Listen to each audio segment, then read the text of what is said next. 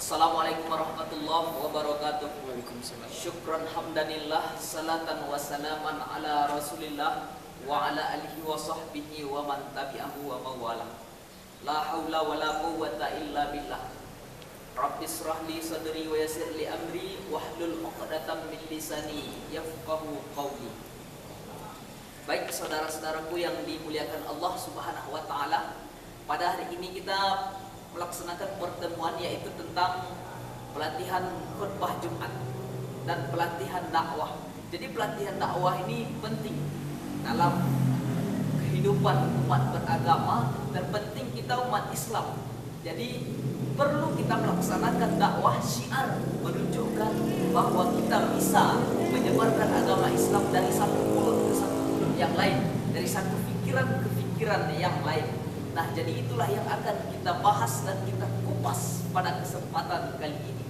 Saudaraku yang dimuliakan Allah Subhanahu wa taala, jadi dalam dakwah ini ada beberapa hal yang perlu kita pahami, ada beberapa metode yang harus kita laksanakan. Jadi saya diberikan materi pada hari ini, diberikan bahan atau tema hari ini, yaitu tentang dakwah.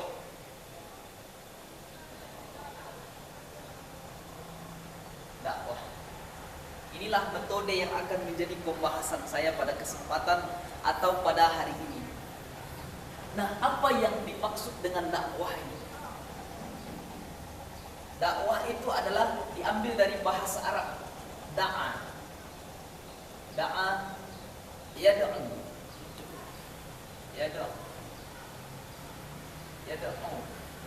Dakwah. Dakwatan. Maka da'a yad'u dakwatan. Nah, inilah dakwah. Maksud dari dakwah itu adalah artinya mengajak. Mengajak untuk apa? Mengajak orang kepada jalan kebenaran. Nah, dalilnya sangat banyak. Kuntum khaira ummah ta'muruna bil ma'ruf wa tanhauna 'anil munkar. Orang yang paling baik itu, orang yang paling mulia adalah orang yang bisa dia mengajak orang lain kepada jalan kebaikan dan melarang orang kepada jalan keburukan. Maka itulah yang disebut dengan mengajak. Sedangkan dalam ayat yang lain Allah jelaskan, ud'u ila sabili rabbika bil hikmah. Ajaklah orang kepada jalan hikmah. Ajak, maka itulah disebut dengan mengajak. Mengajak itu adalah membawa dia ikut dengan kita, ikut dengan kebaikan. Tapi sekarang yang menjadi permasalahan adalah tukang pancing dilarikan ikan. Nah, di sana jadi permasalahan. Kita yang mengajak dia, kita yang membawa dia, kita yang mengajak dia untuk jalan kebenaran, tapi kita yang terajak oleh dia. Itu yang menjadi permasalahan. Maka kita perlu jangan sampai tukang pancing dilarikan ikan. Nah, itu yang dimaksud dengan pengertian dakwah. Dan menurut para ahli-ahli yang lain menjelaskan banyak dakwah itu berbagai yang dijelaskan. Nah, dakwah itu adalah mengajak kepada jalan kebaikan, mencegah pada jalan keburukan, macam-macam menurut pendapat-pendapat ulama. Setelah itu yang kedua, kita bagi. Dakwah ini ada namanya tabligh. Yang pertama tabligh. Tabligh. Apa yang dimaksud dengan tabligh? Ini sama-sama mengajak. Kita sering mendengar ungkapan, melihat spanduk, ajakan kawan-kawan, ajakan guru-guru, tuan syekh, guru-guru mursyid kita. Mereka menyampaikan bahwa tabligh itu adalah tabligh akbar, mengajak orang secara ramai-ramai, diadakan di lapangan, diadakan di masjid, diadakan di surau, tabligh akbar. Itu yang sering kita dengar. Tabligh akbar. Sebenarnya sama-sama mengajak, tabligh ini mengajak juga. Cerita masalah tabligh. Nah, kita memiliki beberapa pemahaman masalah tabligh ini. Ada orang-orang yang berjubah putih, berjenggot panjang, dia mengajak orang ke rumah-rumah, mengetuk pintu dari rumah ke rumah. Maka diketuklah pintu itu, ayo kita ke masjid, ayo kita sholat, ayo kita berpuasa, ayo bayar zakat. Nah, maka di sini Itu bagaimana sejarahnya tabligh ini. Orang-orang jamaah tabligh, kita mengenal mereka dengan jamaah tabligh. Sebenarnya orang saja yang menyebut itu jamaah tabligh. Ada yang menyebut ustadz panjang jenggot, ustadz yang bermacam-macam pemahaman orang terhadap jamaah tabligh ini. Karena kita mengenalnya dengan jamaah tabligh. Jamaah tabligh. Padahal mereka sama-sama mengajak. Ustadz di masjid pun juga mengajak. Setelah itu, dulu di India itu tidak bisa melaksanakan pengajian di masjid, pengajian di surau, pengajian di lapangan, tidak bisa. Melaksanakan tabligh akbar tidak bisa. Nah, maka ada namanya Syekh Muhammad Qasim.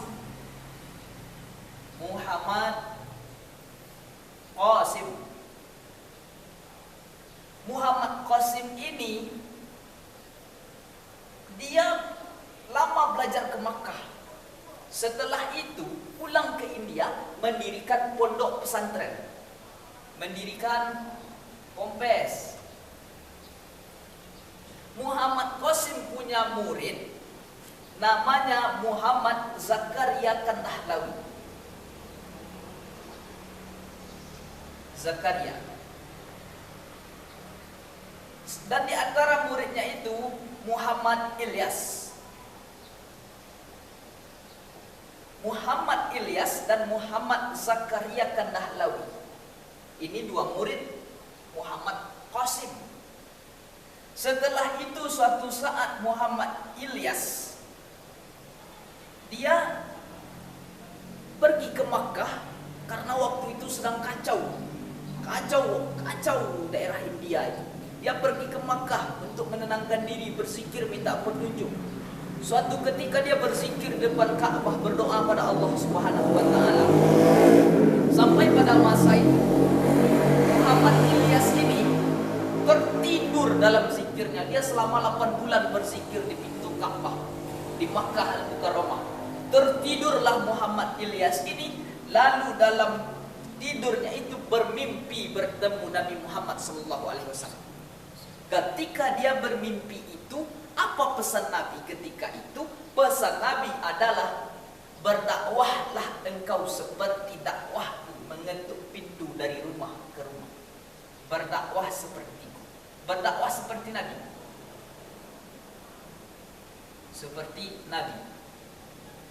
Itulah yang dilakukan oleh Muhammad Ilyas setelah dia pulang ke India, setelah bermimpi jumpa Rasulullah, pulang ke India, dan sampai di India dia berdakwah seperti dakwahnya Nabi Muhammad SAW.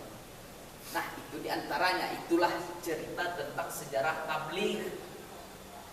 Lalu tabligh ini, itu kalau kita di Indonesia itu adalah tabligh akbar, mengadakan pengajian ramai-ramai, bersama-sama, penuh lapangan, penuh stadion, penuh masjid, penuh satu aula. Nah, itu yang biasanya kita kenal. Itu yang pertama, tabligh. Setelah itu yang kedua adalah khutbah. Khutbah. Nah, di sini inilah yang pembahasan poin kita pada kesempatan ini. Setelah pertama tadi dakwah, tema kita ini dakwah. Nah, setelah dakwah itu bagian di antara salah satunya itu adalah khutbah. Pertama ada khutbah Jumat. Ada khutbah Idul Adha. Ada khutbah itu khutbah nikah. Setelah itu ada khutbah macam-macam, solat minta hujan, ada lain-lain segala macamnya khutbah ini. Tapi kita akan fokus pada khutbah Jumat, khutbah Idul Adha. Itu saja yang kita fokuskan dalam pelatihan kali ini, dalam materi ini. Karena ini mungkin agak-agaknya ada penghapus.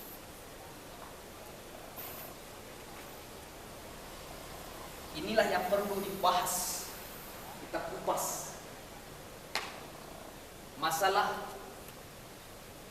khutbah Jumat dan masalah khutbah Idul Adha atau Idul Fitri. Nah, yang menjadi krisis hari ini itu di mana-mana, di berbagai daerah, bahkan di masjid-masjid banyak orang yang tidak bisa khutbah Jumat. Sudah berkumpul orang, disampaikan oleh pengurus. Apa kata pengurus? Kita tidak jadi sholat Jumat hari ini karena khatib tidak datang. Jadi kita hari ini libur saja. Tidak bisa. Kalau ada orang yang bisa khutbah di dalam itu, dia datang hari itu. Ketika hari Jumat itu berlangsung, ketika sholat Jumat itu berlangsung, maka andaikan ada orangnya, maka batallah Jumatnya, berdosa. Kalau orang yang bisa tapi tak mau maju ke depan. Maka ini penting, pelatihan khatib Jumat, pelatihan yang dilaksanakan oleh pengurus masjid, pelatihan oleh organisasi, pelatihan yang dilaksanakan oleh lembaga-lembaga pemerintahan dan sebagainya. Ini penting. Nah, kita masuk khutbah Jumat. Dalam khutbah Jumat ini khutbah ini sebenarnya simple saja. Simple, sederhana, mudah. Dalam khutbah Jumat yang perlu dilakukan, yang pertama rukun. Rukunnya ini diantaranya salah satu adalah yang pertama membaca tahmid. Alhamdulillah, alhamdulillahillazi innal hamdalillah, alhamdulillahi rabbil alamin. Nah, itu yang disebut dengan tahmid, pujian kepada Allah Subhanahu wa taala. Yang kedua, rukunnya itu adalah salawat. Salawat Nabi. Yang ketiga, rukunnya itu adalah dalil, ayat. Yang keempat, rukunnya itu adalah wasiat takwa.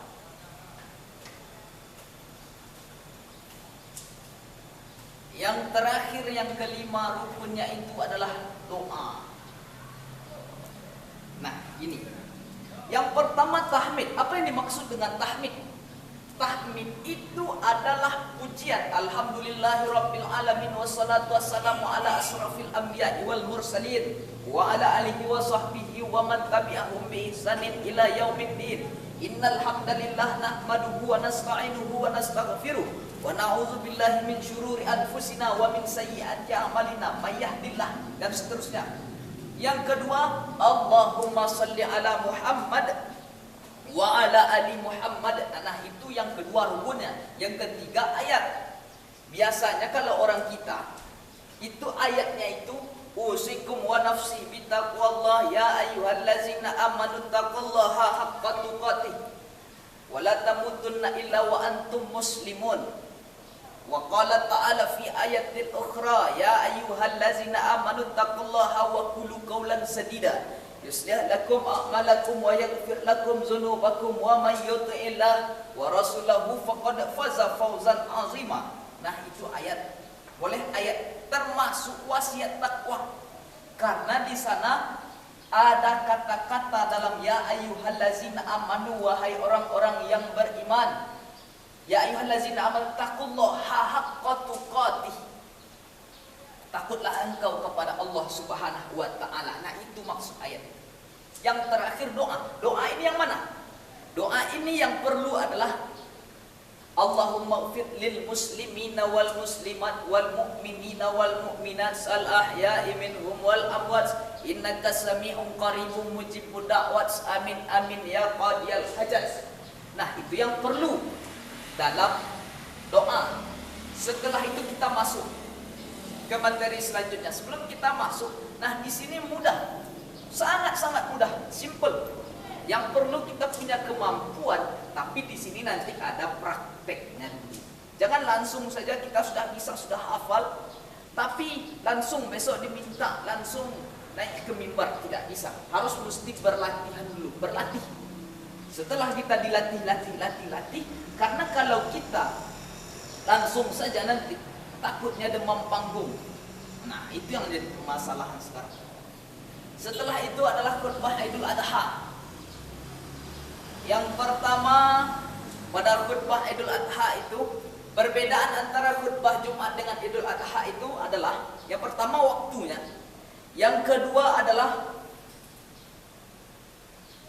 kalau salat Jumat itu lebih dulu khutbahnya daripada salat. Khutbah dulu baru salat. Kalau Idul Adha, Idul Fitri itu salat dulu baru khutbah. Setelah Assalamualaikum warahmatullah sudah selesai khatib imam salam, maka naik khatib itu langsung ke atas mimbar. Yang diucapkan pertama salam, setelah salam takbir. Nah, ini yang perlu. Takbir 9 kali pada khutbah yang pertama. Setelah itu rukun sampai wasiat takwa. Rukun. Nah, ini sama rukunnya nih. Semuanya sama. Sampai rukun, setelah itu nanti duduk. Ah, ini yang perlu. Ada ulama yang menyatakan khatib itu mesti harus duduk. Pada khutbah Idul Fitri, kalau sholat Jumat ini sudah pasti duduk wasiat takwa. Duduk antara dua khutbah. Setelah isi, barakallahu li wa lakum fil Qur'anil azim wa nafa'ni wa iyyakum bima fihi ayati wa zikril hakim wa taqabbala minni wa minhum innahu wal ghafurur rahim. Nah, duduk. Setelah itu, kalau di khutbah Idul Adha, Idul Fitri, duduk dulu, ada yang menyatakan duduk, ada yang tidak. Duduk atau tidak. Karena sebagian ulama ada yang menyatakan duduk, ada yang menyatakan tidak. Ini kalau yang menyatakan tidak, ini ulama Muhammadiyah. Muhammadiyah dia tidak duduk. Kebanyakan, tapi tidak semua. Setelah itu dia masuk sama, rukunnya tetap sama, dan nanti berdiri khatib itu lagi, takbir lagi.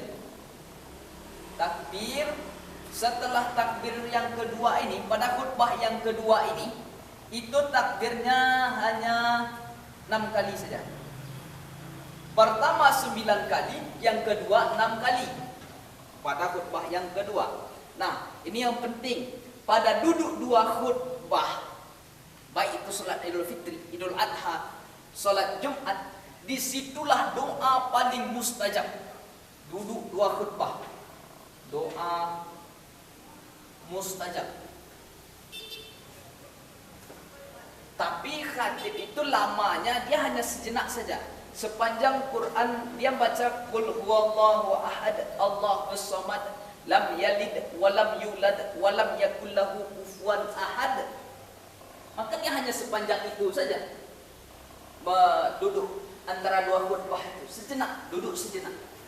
Setelah dia duduk, dia berdiri kembali. Lalu kalau di salat Idul Fitri, Idul Adha itu dia takbir, dan nanti di akhir tutup dengan doa. Doa itu yang wajib. Allahumma ighfir lil muslimina wal muslimat wal mu'minina wal mu'minat al ahya'i minhum wal amwat innaka sami'un qaribun mujibud da'wat. Amin ya qadiyal hajat. Tutup dengan Rabbana atina. Karena itu saja yang wajib. Doa untuk kaum muslimin dan muslimat. Orang yang mukmin, orang yang beriman, dan orang yang mukminat. Laki-laki dan perempuan, begitu maksud. Nah, di dalam khutbah ini, nah tentu pasti ada sunnah-sunnahnya. Nah, sunnahnya nih, ini yang wajibnya saja dulu. Kita bahas yang wajib saja dulu. Karena ini yang terpenting dalam pelatihan kali ini. Setelah itu, nah yang pertama tadi tabligh. Kita mengenal dengan tabligh akbar kalau di India itu adalah mengajak dari pintu ke pintu. Yang kedua adalah khutbah. Yang ketiga itu masuk ceramah atau tausiah.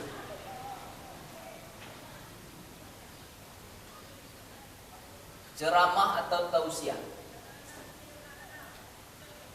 Biasanya kalau di masjid dekat rumah kita, masjid, musola, surau dekat rumah kita, biasanya ada orang yang tausiah. Didatangkan ulama, ustaz, dai. Didatangkan dai untuk melaksanakan, memberikan tausiah, memberikan arahan kepada kita. Apa tausiah di sini? Itu maksudnya kalau orang Malaysia menyebut dengan tazkirah. Tazkirah itu apa? Nasihat-nasihat. Ceramah itu apa isinya? Nasihat-nasihat. Tausiah, ceramah, tazkirah itu maksudnya adalah nasihat. Nasihat. Isinya nasihat. Adakah rukun dalam tausiah ceramah ini? Rukunnya tidak ada. Tapi, tapi kalau seandainya dalam tausiah atau dalam suatu majlis itu tidak ada ucapan alhamdulillahirabbil alamin dan solawat, maka disebutlah majlis itu antanajifah, majlis bangkai. Nah ini perlunya alhamdulillah dan salawat kepada Nabi Muhammad SAW. Karena kalau tidak ada, maka disebut dengan majlis bangkai. Setelah itu, adanya bacaan-bacaan Al-Quran dalam tausiah. Nah, ini dalil penting nih. Pertama dalil adanya ungkapan ulama, adanya pendapat-pendapat para masyayikh ulama kita, ulama Ahlus Sunnah wal Jamaah. Maka di dalam ini perlu pakaikan dalil, isi dalil berdasar. Karena orang awam itu dia mau dalil mau tidak berdalil, mereka tetap angguk-angguk gitu saja. Mereka seperti orang yang paham saja. Setelah nanti mereka itu kalau orang yang cerdas biasanya dia akan bertanya. Kalau tidak ada dalil, ini mana Ustaz? Mana referensinya? Mana dalilnya? Nah itu pertanyaan kalau orang-orang yang agak cerdas mengisi, mendengar tausiah.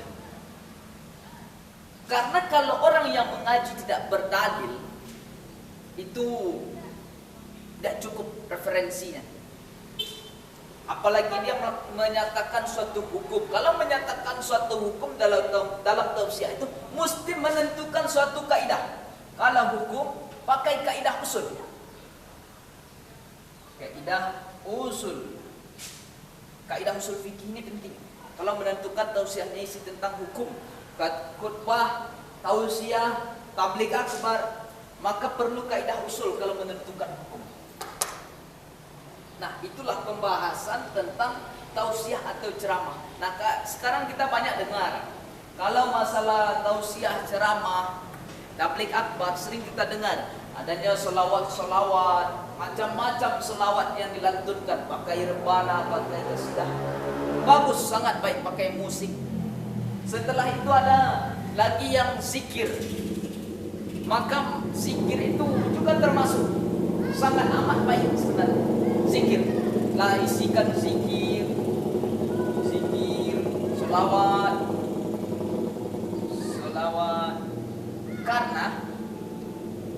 Karena zikir itu disebutkan dalam suatu hadis, maka dia disebut dengan sebagai, kalau kita ada majelis zikir nih di masjid, di rumah, di surau, dimanapun atau di lapangan. Kalau kita melaksanakan zikir bersama, maka itu malaikat akan turun. Kenapa malaikat akan turun? Karena dalam hadis tersebut dijelaskan, karena majlis itu adalah taman-taman surga. Taman-taman surga.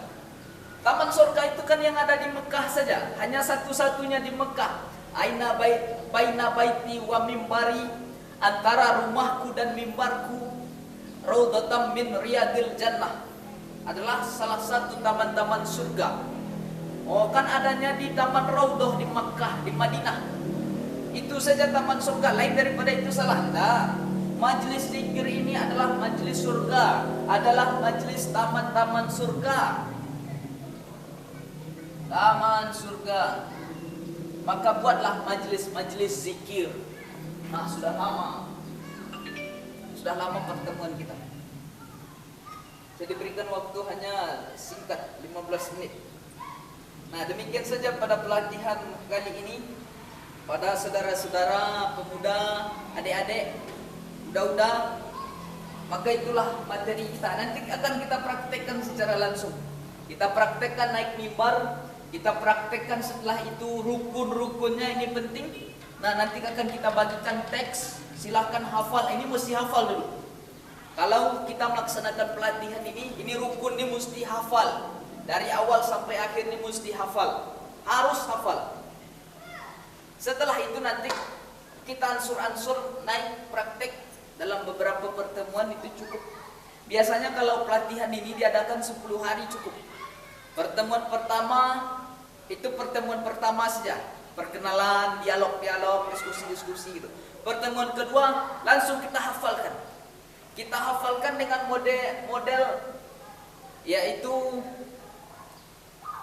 talqin.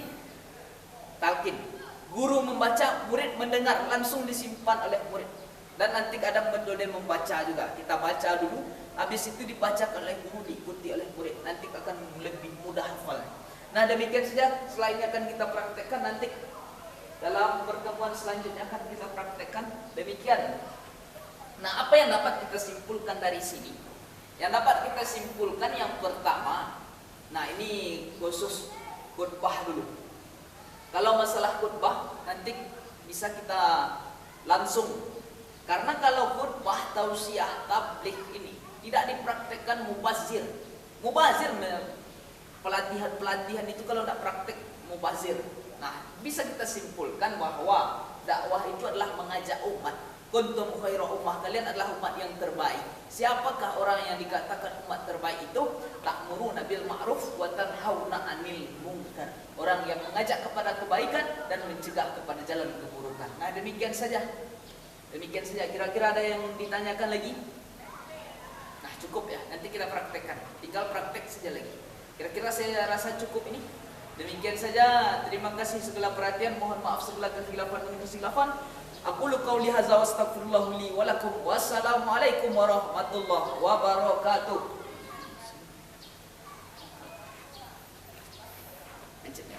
Kamera,